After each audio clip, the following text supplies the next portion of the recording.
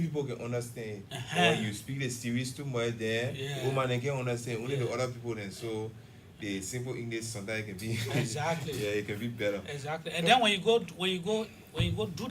implement the budget now, then you get problem with people because people don't understand the thing we're talking. Yeah, how the budget will benefit and what role it will play. So we'll try our best Yeah. to do this a simple English with us. Very, very simple. All right, Mr. Williams, and let me say thanks again for coming. You people, as part of this open budget initiative, right? It's like splitting the budget open, like you explained. People look inside, know what their contributions will be, how you will collect all of the money, and how it will be spent. You are also engaging these intellectual centers and thing. What is the main message that you are carrying as part of this open budget initiative? Okay. The main message here is the president has sent the budget to the lawmakers, and this budget we are talking about 777 million. Mm. 777.9. Okay. And this budget is a budget that we as Liberians we have to look for. We have to contribute through our taxes, and there are many different taxes. This budget is the budget that is going to fund the next year election. You know, next year we get 3 elections. We'll be voting for the president and the vice president. We'll be voting for 15 members of the legislature, the senators. 15 of them at time finish. We gotta go make vote and select new people. Maybe some country will say, well, we will not tie well, we will send them back. Some country will say, well, we'll send one key one, something like that. So there will be some new people coming on. The same thing, the representative, all 73 of them, their time finish. This budget is going to fund that. This budget is going to look at the road. See the RRA road, for example. Okay. The works has improved. If you take the last 3 weeks, there have been big changes made. All on the side of the road. This is the budget going to deliver that. So the 2023 budget, I will face that role. It will speak to that. Okay. Yeah, this budget, you heard about when the Minister of Finance spoke, and the President, they spoke about the current business, the LEC business. Okay. This budget will make sure that the way we suffer with current business, from 2019, 2020, 2021, this budget is going to take care of that to make sure that when Mr. Captain, he spoke, December 1 this year, the story about current business will improve. LEC, the guys, talking about what they can call it this time. Liberia expecting current. Yeah. They change his small. We'll no longer will be expecting current. We'll be getting current now. And the budget will do that. This budget would look at that. Okay. This budget going to look at schools. We already have law in place that talks about free and compulsory primary education, meaning that the children need to go to school. And the school from first grade, I think the Education Reform Act of 2011 raises our primary education to 9th grade. So from first grade, right, to 9th grade, and we are told now up to 12th grade, no parent supposed to pay for the school fee. Now, but what we've been hearing, they turn it into registration fee. This budget is going to begin to try over time our plan with the Ministry of Finance and the Ministry of Education. The plan is that over the next 3 years, registration fee, that quote-unquote registration fee, processing fee, before the child get to school, This budget is beginning to eliminate that. Oh, Yeah. This budget, health, is going to address that.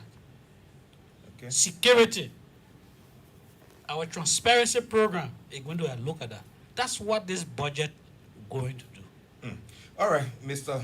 Williams, we will get back to you. We've just been joined by another guest who's part of this conversation. She's going to introduce herself and tell us, the work she's doing as part of this entire program. Welcome, ma'am. Thank you, Job. I think you just. Okay, yeah. Welcome. Thank you so much. Tell us your name and what's your involvement with this entire program. My name is Carolyn Myers Udwa. I serve as the coordinator of the Non-State Actor Secretariat at the Ministry of Finance and Development Planning. And the Non-State Actor Secretariat manages the government of Liberia's civil society and social accountability program. Okay. So, as part of the reform of the financial sector, that is the management of public resources, the government, along with the partners, felt that it was important to ensure that citizens and civil society are part of the management of public resources to ensure accountability, transparency, and responsiveness on the part of government. And so the program was created with support of the partners in 2012 to enhance the capacity of civil society organizations and citizens so that they play the critical watchdog role in ensuring transparency and accountability in public financial management. Okay. And as Johnson said in his opening statement, we all know that the budget is the most important tool that any government uses to deliver goods and services to improve the lives of their citizens, to provide services for their citizens. And so the tenets of government now is detecting that if you are serving those you govern, then they should be a part of the conversation on how the resources that are intended for them, how they are managed. And so the government has been making some minimal progress towards including civil society and citizens in the budget process. And we started off as far back as 2019, 2020, for the first time supported a few hand of civil society organizations to develop a shadow budget option paper and with recommendations to the government for the budget. And even though that paper was delivered late, but that was the first time. The next fiscal year, for the first time, the government included civil society formally in what we call the budget, the calendar. Yeah, the budget calendar. And we had 2 days of engagement with civil society. During this 2023 budget, and all of that, Liberia has acceded to different international networks and has subjected itself to different international assessments, such as the Public Expenditure and Financial Accountability Assessment, the Open Budget Survey. Liberia is part of the Open Government Partnership, and all of these networks, including the Global Initiative for Fiscal Transparency, they are all focusing on how government and civil society can work together to ensure that citizens benefit from the governance process. And so our performance over the years has not been good. So we have started to make some significant strides with transparency, as we saw the latest Open Budget Survey report when we scored 45% with transparency, but our public participation score did not do anything. We still got 6%. And that was a concern to government. And so with the support of our policymakers, especially the Minister of Finance, the Deputy Minister of Budget and Development Planning, we said we are going to hold pre-budget consultation for 2023 budget. And what is the pre-budget consultation? Before this budget that was tabled at the legislature was developed, the government said we will go to the people and ask the people what are their priorities. Okay. What is it they want to see in the budget? And so we piloted that in 5 counties: Montserrado, Bomi, Bapolu, Grand Bassa, and Nimba. And there were 4 revenue recommendations that came from that consultation. Okay. And Did they only focus on revenue? there were 20 expenditure recommendations. Let's say a whole shopping list. Okay. 20. Mm.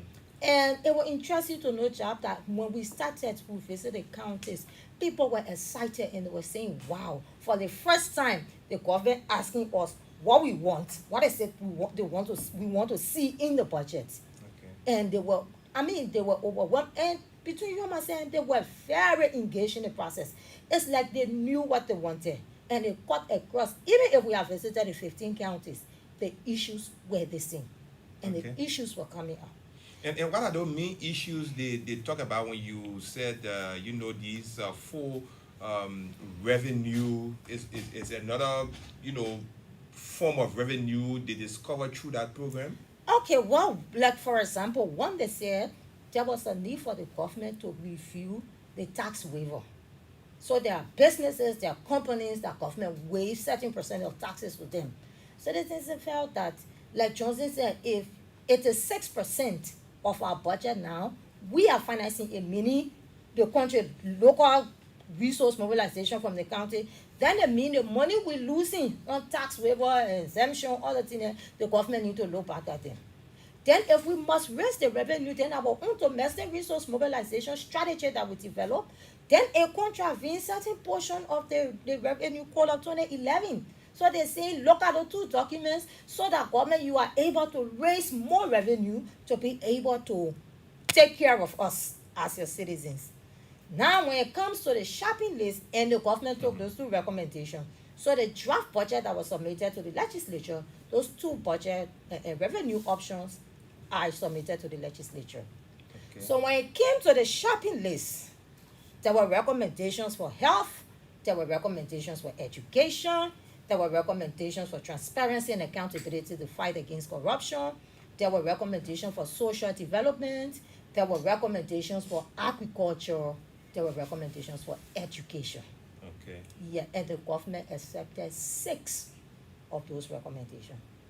So, like Johnson said, under education, the government allocated the amount of 2.5 million. 2.5 million to deal with the whole issue about registration. And every other financial burden that parents incur as a result of the free compulsory primary education. So the government say, we will take care of this. At the same time, the government is saying the whole decentralization that we started, now we are deconcentrating, right? So the county education board, they have a lot to do and they must get involved, and so there are also allocation for that. When it comes to health, 3 million has been added to health budget for drugs, for vaccine and medical supplies.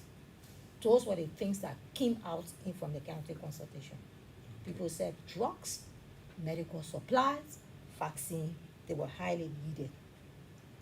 Then 1 million for the continuation of the rehabilitation program for vulnerable youths, the ones we refer to as ZOGO. Okay. Yes, that was under social development. Then under the same social development for gender, 1 million was also 0.9 million to support the SGBV roadmap and gender responsive and planning budgeting. So that's 900,000. Right. Yeah. 900,000. Okay. To deal with sexual and gender-based violence, and at the same time gender responsive planning and budgeting. So when we talk about gender responsive planning and budgeting, how does the budget affect women differently, affect men differently, affect boys, vulnerable people differently? How do we plan to take into consideration the different needs of the different sectors? Okay. And then the fight against corruption, budgetary allocation again has been increased for GAC, for LACC, for FIU, and for RAA. Okay. So these were the things that the community people talked about. Okay. Yes. All right. More will come from you, I know, but sorry you came a little late, but right now we carry out our child broadcast season, so we have some of our child broadcasters with us on these various programs. So pleased to meet my co-host Rufus Say, who's here with me. Probably he'll be throwing some questions to you as well. Rufus. Yeah, Mr. Williams. Yeah, so Mr. Williams, would you please like to run us through the budget on a sector basics? Okay, thank you, Rufus. So, the government, what you call sector, we call it functions, right? Yeah. So the government of Liberia has 11 functions. That means the government responsibilities, when we look at the constitution, we divide it into 11 different areas. And those 11 different areas, we pair them with the budget. So when we're doing the budget, the president, the executive branch of government has a responsibility to ensure the citizens are educated. So that education, it will tell you people have to live in good health. So it's health. So those are things. So take for example, Rufus, do you have this thing? Maybe you need to share with him. Yeah. That's page 3. If you open this, So if you look up there, it say in the chart, the table that we're looking at, it say health sector, right? Yeah. So you see health sector for 2022 budget that is coming to end the last day in this month, December. This budget will end. But we have 76 million, the US dollars. Plenty of money there. Then in this budget we're talking about, we're going to have 75. And the reason why you see we're moving from 76 to 75 is because there were some spending items that we have here in health sector. For example, CH Rennie Hospital fire caught it in this year. Yeah. So we're no longer going to be reconstructing that hospital. We finished with it now. The 2023 budget has $800,000 to put in furnishing.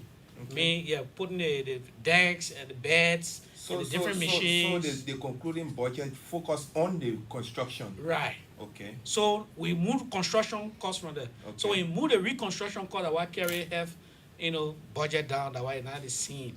Okay. And then you see education. Education is 91 million in this year 2022, and 2023 education is 96.7 million. And here an increase, and the reason it increase is because we just talked about what we want to start doing now to look at this registration fee in public schools, not all schools in the country, public schools. All right. And they're not all the public schools, in fact, that we're talking about. So the 2023 budget will begin to look at those public schools that are in areas, counties where parents are actually struggling to send children to school. Our statistic house. No, Mr. The children move from Morovia to go on. No, not move from there.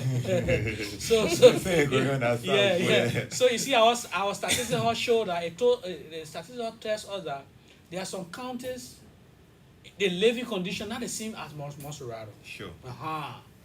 So we'll start with those counties what get those parents who are having any problems. The Ministry of Education and the Ministry of Finance will sit and put together a committee that will make sure that those schools that will be selected in those counties actually receive the money so that they don't charge any charge, what you call registration fee, processing fee. We don't want to hear that beginning this 2023. When the president took his county tour, there were plenty of people talk, and this issue was talked about. Okay. Some schools want to take the registration fee, 15,000. How you charge somebody 15,000 in 12th grade, 9th grade, 7,000, some places $5,000, so in kindergarten $3,500 Liberian dollars. Some parents cannot afford. The children are not going to school. they say that registration fee there. Yes, that's what has been happening. So But we also notice also the good news also is that when we look at the data, the report that came from Ministry of Education, the record show that the enrollment has increased from 2021 to 2022. The student population grew. Okay. Yes, and on the basis of that, we did the estimate, we did the calculation and say, okay, if the student population will grow at this rate, that's how we arrive at the 2.5 million. So it's a little bit, calculation there. So Rufus, that's why you see education budget increase, and there are other things that we'll talk about, like regularizing teachers, or there was upgrade in the compensation area for teacher as well, and a few things. Now, if we move to social development, we get 20 million in the 2022. The 2023, we get 16 million. The main reason is that in 2021, when the president went around the country, they made requests to him. So in the 2020 budget, for the government to look at the things that the citizens talk about, we had to look at the list, like my colleague said, Caroline. It's gonna be long list, the people talking again before. When we did all the costing, we were talking about, we're talking around 200 million. But where we get 200 million from? So we got to do it in a way, look at a major thing that we were talking about. So 2022 budget, that we put all the project, it came up to over $10 million in 2022. So now those things are going, it bringing now from 20 to now 16. So reduce it by 16 because most of the things now they are being done. That why reducing, the sector. But let me go to one interesting thing, Rufus, so that we can move to another thing. Let's look at I'll talk about the road, right? Yeah. So let's look at infrastructure and basic, that be well, Rufus. Infrastructure and basic services. That in the budget what coming in the last day in the month on the 31st is 67 million. The next year budget is 71. Okay. We are talking over $53 million that going into the infrastructure, and infrastructure specifically into roads. So I was just giving you an example. The priority roads for this money is this RRA road, and the next one is you see the government had to pay a contribution for the Minikuma road, the Lofa road. We got to, yes. If you recall, we received guests sometime last month. While the president was away, the guests came from the Saudi fund. Okay. They came to do the assessment on the road, and that what contributed towards the signing of committing of 100 million for us to be able to do that road. So this budget going to look at that as well. Okay. You've been hearing throughout the rainy season, the entire southeast was locked. The road coming from Buchanan going to Sino was a problem, and then in Miro. Right now, as we speak, I was on the radio. I was listening to you. So from Ganta now to Zweju, it's okay now. All right. Now the plan is that next year being the elections year, the elections commission had to move across. A lot of logistic work required. We cannot have the roads being, non-pliable in that kind of conditions. So the priority is to make sure next year the roads are pliable, which means cars should be able to move up. There should be no reason why cars should block. That's the overarching objective. So you see a lot of effort, on a road. And lastly, I talk about the LEC thing. We're changing the story small. If you follow Madam Broad team, Madam Broad team has made significant effort. Liberians are voluntarily going, standing in queue, wanting their meter. Yeah. Voluntarily standing in queue, doing for the meter. In this budget, we talk about Rufus, and as part of the reason why it increased, we got $46 million directly for electricity program. 46. So that means is that we want to have money on a regular basis so that we'll be able to pay our electricity bill. You know, most of the money going to the current account from Aricos. Yeah, the CISG. Right. It's going to cost us 30 million every year. That means 2.5 million on a monthly bill. That will be our electricity bill. Now, if we don't support Madam Bro and Mr. Captain, where we get the money from? Uh-huh. So Rufus, I was telling you, the reason why people need to know the citizen, it is our role to make sure that if I have my house and I want current there, I should be able to call the LDC people and say, I want current. Then they will go in my house, they will check, they say, okay, that 3-bedroom, oh yeah, you want layer? I say, yeah, you want layer? I say, yeah, you want this one? You get TV, you get player? I say, yeah, if I get, God bless me, I will bring TV here. What else you want again? Maybe let's say freezer and you know, all kind of things. And they will look at all the things where I list. They will calculate and say, okay, you will be able to, you need current of this kilowatt. Say, let's say 5 kilowatts, based on what you tell us. And then now they will be able to give me the bill. I go and register, I get my meter. That's what all need to do. Otherwise, even though we're paying the money, it will not able to help the government to do what I just said. We'll be here, you know, in all this, you know, noise. But we are convinced that Madam Broughton and Mr. Captain, the story is changing, and we have no reason to doubt that the story will not continue to change. With this amount of investment, the president made that promise, and of course, we don't want to. The other portion of this thing that we'll talk about, let me just mention that, and I'll go to what the sector said. You see, industry and commerce, right under agriculture, Yeah. industry and commerce, that 14 million. This year budget was so end. Next year at 21. They rest business. They rest business. Yeah. Yeah. We can't go into 2023 with all, you know, this noise. So the 2023 budget is also speaking towards that. We are talking about 12 million. What the 12 million will be used for? Is to support the market so that we keep the rice at a price in the what we call it, we in a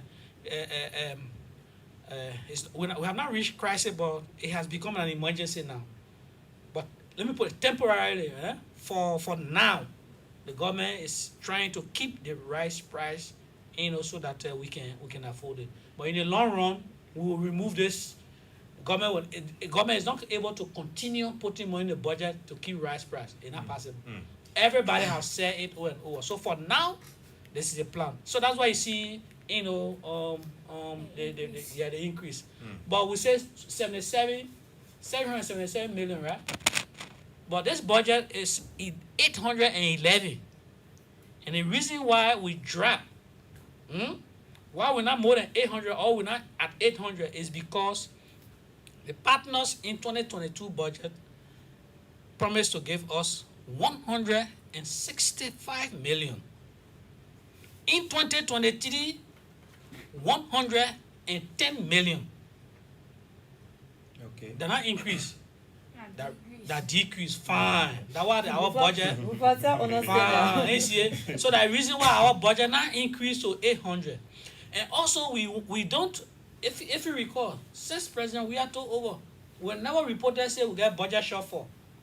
And the reason is Minister Tue wants to be sure that, look, if we say we can get $10, let's tell La Repo say that $10. When God help us, in a budget year we collect something, we report it because that's why I lost it. So we also want to be careful. All right? We want to be careful. So that from our partner in Liberia, our revenue also drops small. Like Caroline talked about it. We're going to look at all those that are benefiting from the executive order, the waivers. We're going to also look at all those that are benefiting from business incentives. Say when you bring business, and you can't do business, and you stay, for example, in nearby way to what the place in Mitas here? Yekepa. On the law. The government say, okay, you know, just so make, you know, business feel comfortable, they say, okay, if you go in there, say you sort of pay 1% tax, give us half percent tax, for example. I just giving an example, right? So the information we got from the people when we were doing the asking them what should government do for education, health, road, and other things, they say that the other thing will not show the company not doing nothing else. Yeah, the thing is still They're not doing it else. So you Yeah. gotta look at the agreement.